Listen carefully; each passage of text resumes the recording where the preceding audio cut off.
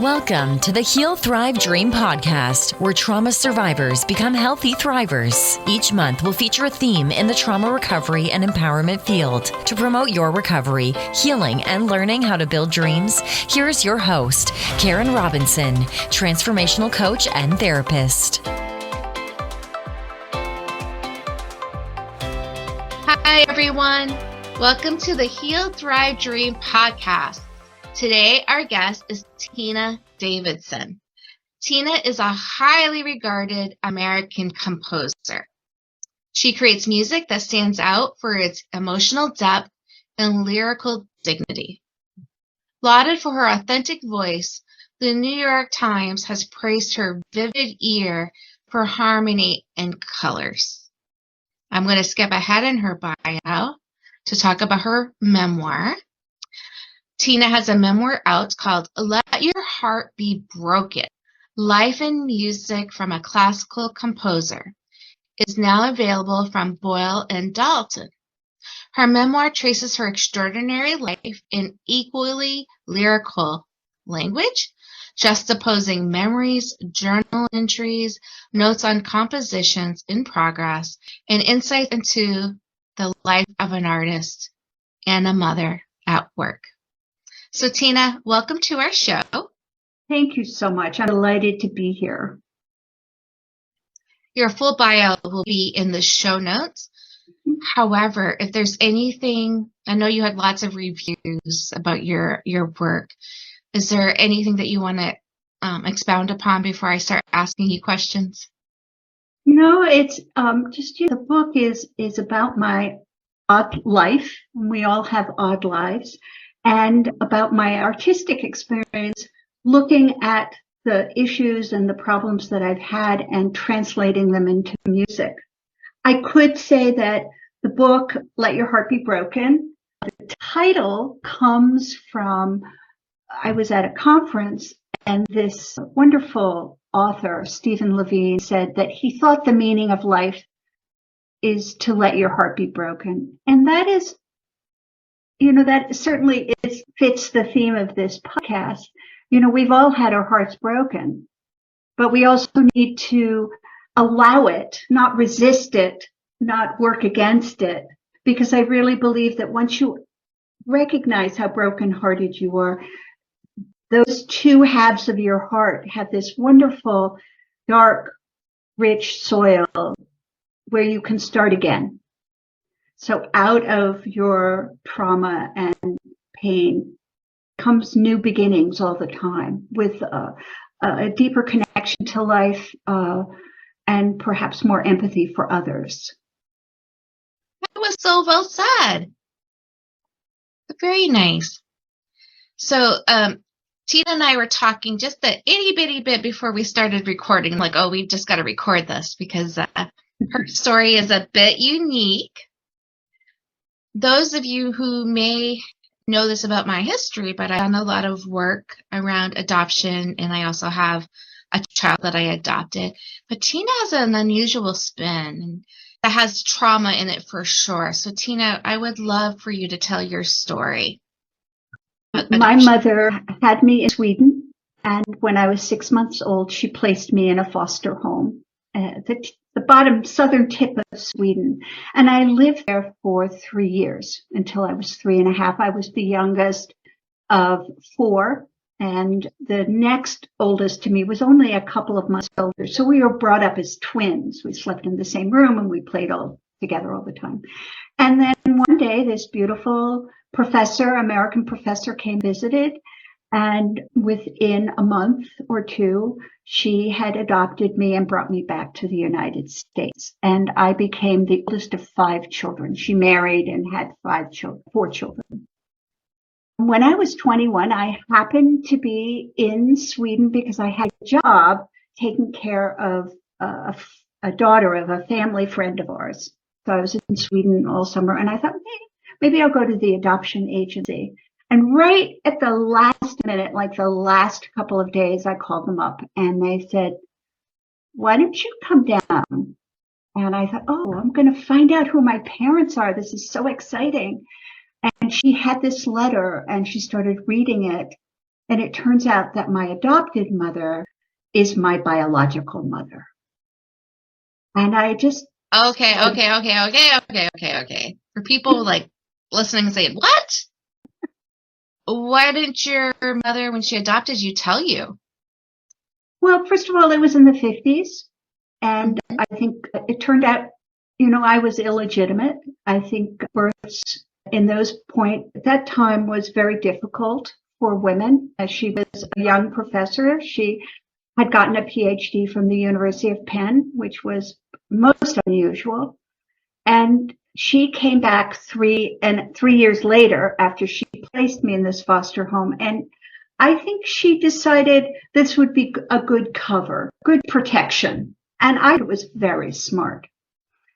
However, there is a difference between privacy. I had this child, this is an illegitimate child, and secrets, which is I know something that impacts others, particularly my daughter.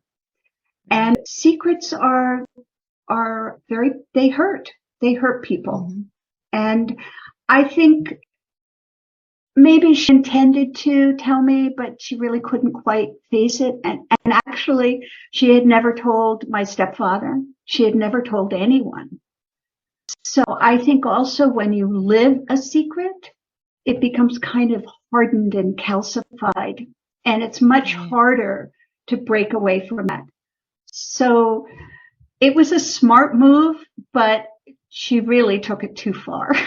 And it was very damaging to me. I had grown up as an adopted child, secretly thinking that if I was placed in a home at 6 months and then placed in another home at 3.5, who knows what would happen? It didn't seem like life was very secure.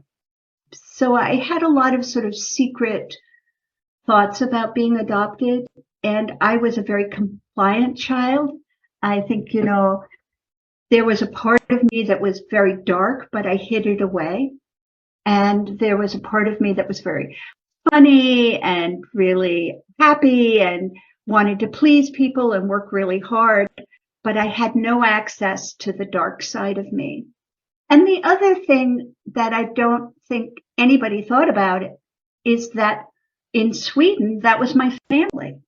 That was my mother, my father, and my brothers, my twin, my home, my city, my country, my language. I spoke Swedish.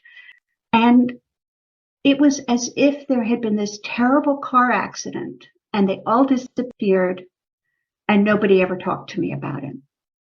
Right. So I think I also kind of crystallized that pain, and it caused some pretty profound depressions in my life up until I was about 30.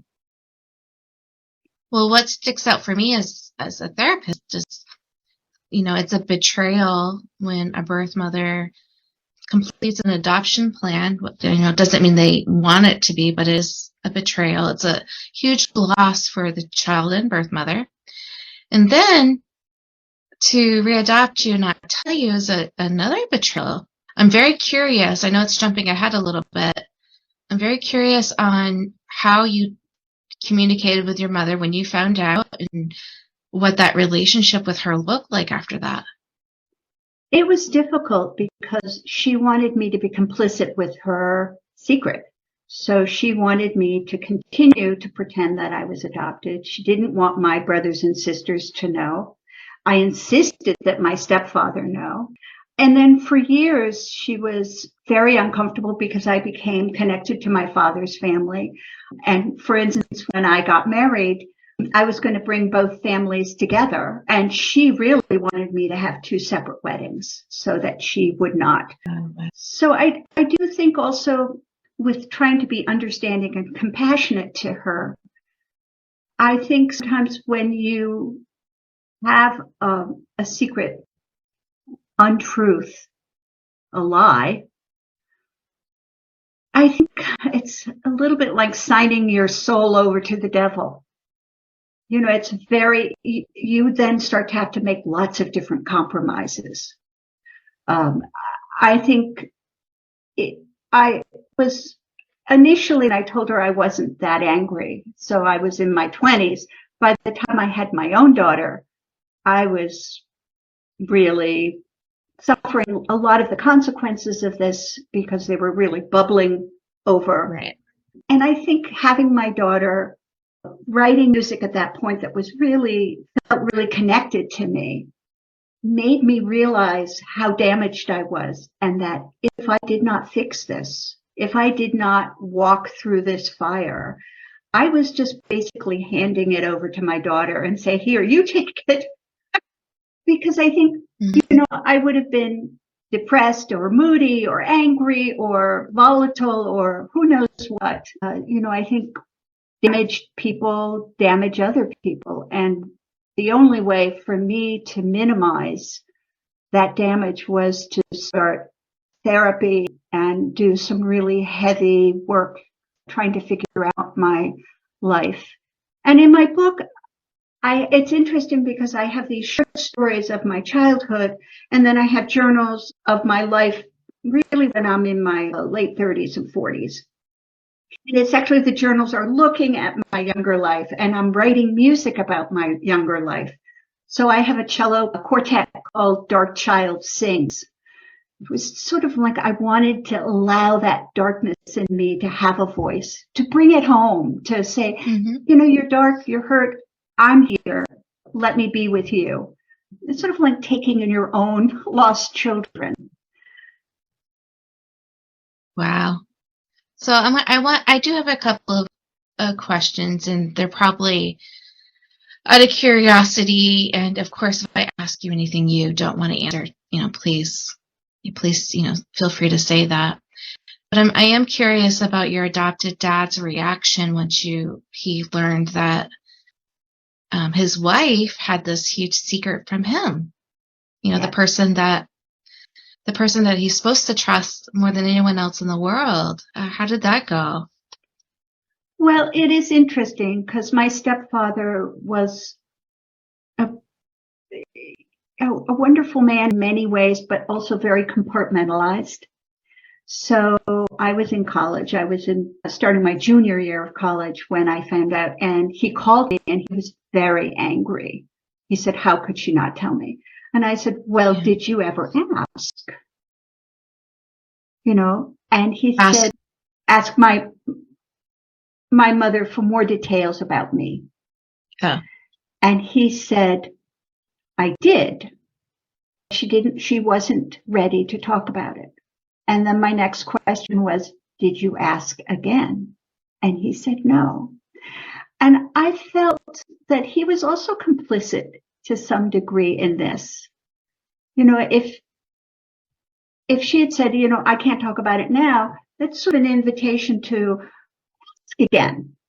But he didn't. So he was angry, but I also felt that he had some responsibilities to this as well, if he wanted to know. And he knew, I look so much like my mother. I was going to ask that too. Yeah. And she was so protective of me. He was a pretty uncomplicated man, and I can understand. We're talking about a generation that really wasn't thinking about themselves emotionally in that kind of way. And they were literature professors, so they were thinking about how authors think about, emotionally, but not bringing it to themselves. Now, you referred to him as your stepdad. Was your mom single when she adopted you? Yes, she was. Okay. She was single. Yeah. Okay. And so he never officially adopted you then? No, he didn't. Although I have his name. I went to the passport office when I was in high school, and I said, hey, I'm adopted. I have my stepfather's, everybody calls me Tina Davidson. Do you mind just adding it? And they said, sure. Oh, wow. I don't think that would fly nowadays. No, it wouldn't. And what's interesting, my mother kept in touch with my biological father a lot. I was just going to ask that. Yeah. And when I was in high school, she said, oh, you have to go away to boarding school. And I'm like going, why? She said, well, you have to, education is very important, and I want you to go to Philadelphia. I said, okay. And she said, by the way, there is this family friend, and he'll look in on you every once in a while. So in my senior year, she said, oh, Dr. Chance is his name, Britton Chance. She said, he wants you to live with their family. It would save a lot of money. And I said, sure, why not? So I turned out to have lived with my biological father and his wife, his second wife, and children, not knowing he was my biological father. I'm laughing because it's like, does it feel like part of your life is just like surreal? So your dad knew that you were his child, though, is that right? Yes, and his wife knew it too, and they were okay in the beginning of the year, but by spring, man, they were having a lot of fights. And I would go to my mother and I would say, oh, Mom, they are having so many fights. She said, oh, married couples always fight. Just make sure you have. So interesting. So your stepmother didn't feel, not your stepmother. Well, yes, your stepmother. She didn't tell you either. No. It's so wild that so many people would hold this secret. It was. And certainly when I found out, I kind of felt I had been living a lie. It was, my whole reality had been based on this word. It's a word, but it has so much content and it's so potent. And because I had no language, I had tried to talk to my mother one time when I was 10 or 11, but she had this look on her face like, oh, we're not going to talk about this. I had said to her, I was washing dishes, and I said, hey, Mom. She was behind me. I said, so adopted means that your parents gave you up or they died. And there was this silence behind me. And I looked around my shoulder, and it just was the face on her was so horrified that I thought, okay, we can't talk about this at all. Kids know. Kids know. You protected her then, I protected her, but it was also, and she said, yes, that's what adopted means. She answered me truthfully, but other than that, I had no words. Yeah, I just feel like it's beautiful that your birth mother felt such a need to claim you back by, adopting you, because that's probably the easiest way to get you back, I'm guessing. So that's such a loving thing to do, but this other stuff just feels like a double betrayal. How did you heal yourself from this? Or are you healed from this? Well, years and years of therapy. Also, I think when you're recovering from things like this, it takes so many different angles to heal yourself. So I had suffered from very deep depressions and dissociations as a child and as a young, all through my 30s. And certainly talk therapy really helped me. I am totally free from depressions now, but also doing body work, doing yoga, finding friends that will support you, dancing, taking long baths, meditation. These are all pieces of a pie that helped me heal. And journaling. Journals, composing, and a lot of forgiveness. I had to do some very heavy duty forgiveness just so I could, as my mother and stepfather aged, I was still really angry, and I would feel that sometimes when I was with them, all the oxygen would be sucked out of the room. I, just have to leave so I could breathe. So I did a lot of forgiveness. I had a funny way of doing forgiveness. So I was in my mid-30s by this point. And I decided, I was walking a dog. I had a pit bull. I was living in Philadelphia. And I decided that I would forgive my mother and my stepfather every day when I walked my dog in the morning. but I didn't actually have to mean it. I would just say the words, I forgive you. Yeah. Didn't have to mean it. So, I'd start, it was like a 20-minute, 30-minute walk. And I would start with myself, and I forgive myself and my little daughter and, my ex-husband and, all my siblings and all. And then about 15 minutes into the walk, I was forgiving my mother and my stepfather. And I was swearing. I said, I forgive you. I can't believe you did this to me. I forgive you. And I was hot and kind of sweaty. You can imagine the neighborhood every morning seeing this woman walking around. But if they knew your story, they would understand. But what I noticed was that after several months of doing, and I was very rigorous about this, first of all, I could be with them and not feel like I was suffocating. That was amazing. At Christmas, my father gave me a present, and I said, thank you. The forgiveness brought me to kindness. I could be kind to them. It didn't restore the relationship or make it all better or maybe even create what I had hoped we would have had, as a mother and a daughter. But I could be kind to my mother. I could be with her, especially she died when she was 99 and had late onset Alzheimer's. And I could take care of her. And that was such a gift to me. But yeah, That's with beautiful. 49th Street, 49th and Pine, let me tell you, I think that there were people in houses like, uh-oh, here comes that crazy woman again. Again, if they knew your story, they would understand. Yeah. And your siblings, they eventually get to know, or did you hold that Yes, secret I did from them? tell them. Okay, good. I have to say that something that the secret about me really hurt everyone in the family. It's not something that is contained to one child. There are bits and pieces of that ability to be in a true narrative that affected all of my siblings with my mother. And I want to say that my mother was an amazing teacher. She taught literature for decades. I took her classes. She was just an amazing teacher. She really connected to her students. There were so many wonderful things about her. There was this other thing as well.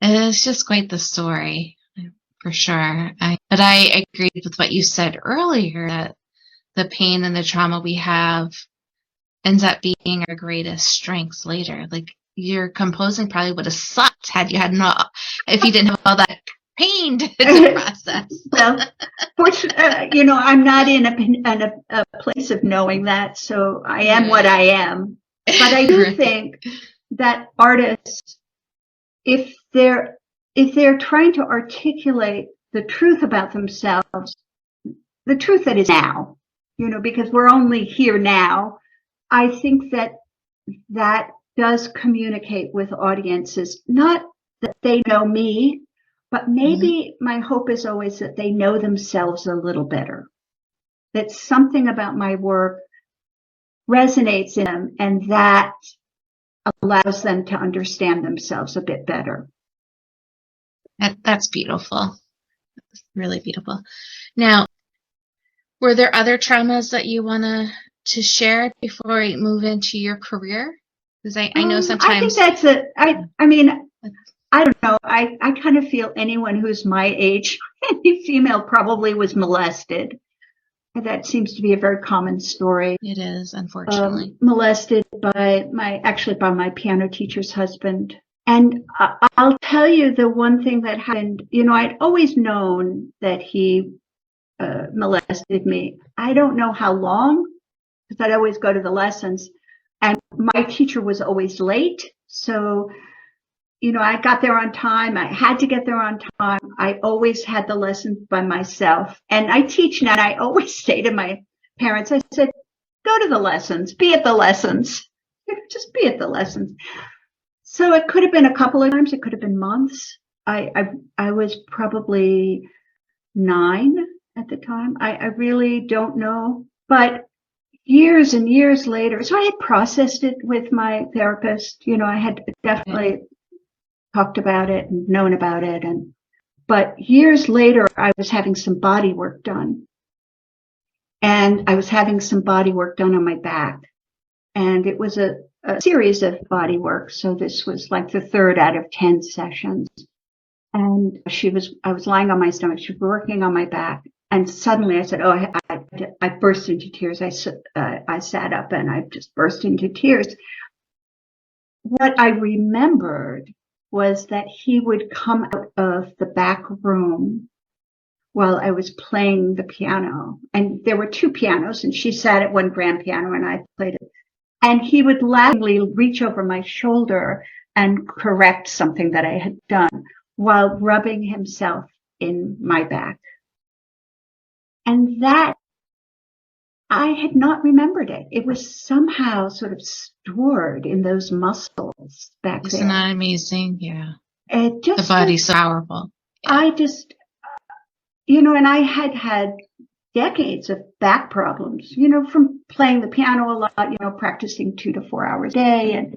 But that was astounding to me, that it would be just lodged right up under one of those ribs.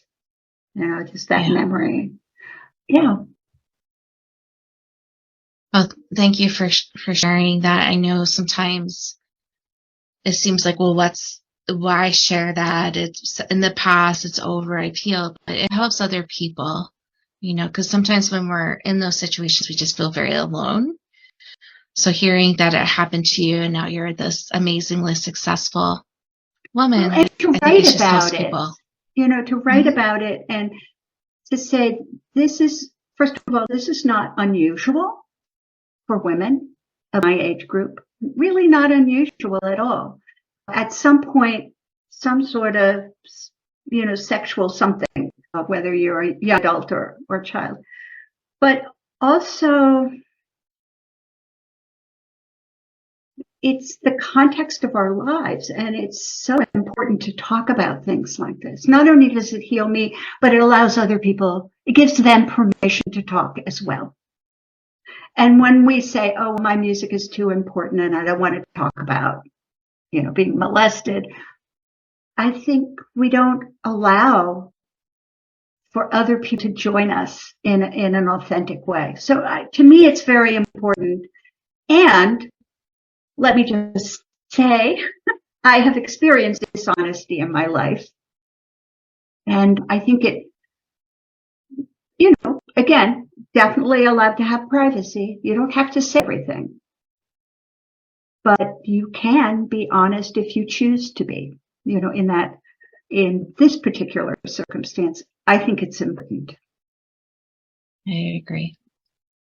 Yeah, so sometimes I have guests on and the last minute they tell me there's multiple things they don't want to share. And I understand for sure, because I'm a survivor as well. Yes. I understand and get it, but it's also disheartening. Well, I think also, and this is a little touchy subject, but, I've gotten a lot of reviews of my book, and sometimes I think that the men who review the book may not be used to the kind of talking that women do between themselves and sharing that they do. And I do think, it's not only there's shame, how could this happen to me? I don't want people to know. But I think there's also, it doesn't quite fit the mold. If you want to be a successful author or composer, not many people have been talking about their personal lives as it is related to their work. Agreed. Yeah. So. Agreed. Okay. Well, I feel, I don't know what the right word is. I was honored, but I'm not sure if that's the right word. I'm appreciative that you were willing to share what you did share so far. All right. And so I also read in your bio all these publications would rave about your music. So tell us a little more about that. I mentioned the New York Times, but brag about yourself a little bit in your work. Well, I've been writing music for 45 years. I started in college. And I have to say that I think I had such an urgency to write music that I have to think that there was something psychological about it, because it was something like I had to do it. It was like I look out in the forest and there are lots of paths, but only one is lit, and that's writing music. I think that it was a safe place for me to be. Music always had a kind of protection. It's sort of a little bit like washing dishes. Nobody bothers you when you're washing dishes. The water is warm, you're doing something productive. Other people, they don't want to be roped into this job, so they kind of leave you alone. And I think that music had a little bit of that safety in it. It was a world that I could create, that I could, I don't want to say control, but control. And it kept me from having to deal with a lot of life's messinesses, because if I am doing 4 to 6 or 8 hours of music a day, I don't have to deal with other things. And the intensity of the creative experience, which also sort of takes over in your mother life or your partner life or your friend life, because I would be always thinking about my music. I'd be dreaming about it. There's also, I think there was a way that it created a safe place for me to talk about myself and to express my feelings and to think about those feelings. So when I moved to Philadelphia, I had 100 jobs supporting my music, and I was doing graphic design. I was, I wasn't cleaning houses at that point, but I had been cleaning houses. And gradually I was able to get enough performances and then commissions. I got a very prestigious mission, and I had always put a little money away for myself, like $1,000 a year for like a decade. And I thought, well, if I got a big job, I could take that money and my savings and just quit my jobs and see what happened. And so I was able to do that. And then I was able to support myself as a composer. And I was living in Philadelphia at that point. My marriage I had divorced my husband. So I had a 7-year-old as a single parent for many years. So that's, just what I did is I wrote music and took care of my daughter. Beautiful. Yeah. Okay. And what inspired you to write your book?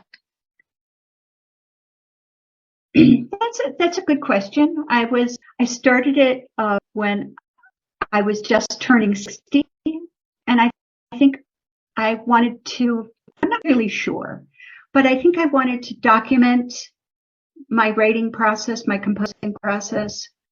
I wanted to talk about my story. I wanted to see if I could almost write a book that was like an opera, kind of, that I could plan it out like that. So it took about 10 years to write. I wrote it for a couple of years and then put it away for about 5 years and then brought it out and then put it back. But recently, in the last 2 years, I did get connected to a wonderful, very young publishing company called Boyle Dalton, and they have just backed the book 100%. It's a hybrid publisher, so that means that the author pays a few of the costs, certainly not hardly any of the costs, but it's a way of people who have not been accepted by the huge presses to really get their works out there. So you can self-publish, you can do this hybrid publishing, or you can work with a publishing company. But that is extremely difficult to find. Right. Yeah. So you have found this to be a good solution for you, publishing in this way. Yes. And when we did publicity, we went through the music channel, not through a literary channel. I got a music publicist, and that has been very successful. And I guess I would say to women, or just to anybody, a lot of times the front door is not open. It's not open for various reasons. Maybe your gender or your race or I don't know, just many, many reasons. So I've gotten really good at going around the back and breaking in through the window And I always, I always recommend that, Yes. be creative and thoughtful and inventive about how you approach these problems. Don't, front door's not open. I'm sorry. It's painful. It sucks. And there's usually other ways to get in. Yeah, don't give up is the message. Don't give up. Don't give up. I, as an artist and a creator, I really believe that we all have creativity. And I am always in a position, fortunately, to say yes, or to say, I just got in contact with a friend and I said, let's talk on Zoom because maybe there's something in my experience that will help you. Yeah, break down that back door, climb in through that back window, whatever it takes. Right. So this question next is, this audience that we have is, my audience is trauma survivors. Mm-hmm. And so this book is something that there's going to be a lot of pieces that they're going to relate to because, the symptoms and side effects of trauma are pretty universal. And it doesn't matter where the trauma comes from per se. It could be combat, it could be sexual assault. The symptoms are pretty similar. Is this book, your memoir, primarily how you help survivors now? Like you don't have a coaching program or anything like that, is that correct? No. Okay. It's been very interesting to see how people relate to the book. I think for non-musicians, they really relate to the stories that I have about my growing up. But they also they very much feel that they're invited into the musical process because I don't talk about the music in terms of harmonies and, I try to use language that anyone can relate to as a way of understanding themselves better. And then my musician friends are so grateful that I'm putting words to something that they feel that they haven't heard articulated that way, about the emotional connection to music and what it means to them rather than what it's giving them in terms of a career or in terms of performance, or even in terms of the musical language, which is kind of off-putting. If I started to talk about my music in terms of chords and progressions, and you'd sort of start to you'd stop listening. Especially me,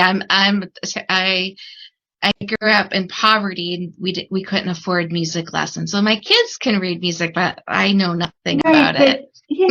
Reading music is not really what music is about. It is this language of the soul. It is this expression without words. And so I try very hard to communicate that and make it understandable for the reader. And that seems to be really communicating. So I'm very interested in when I get a review or an article written about it, where they're coming from.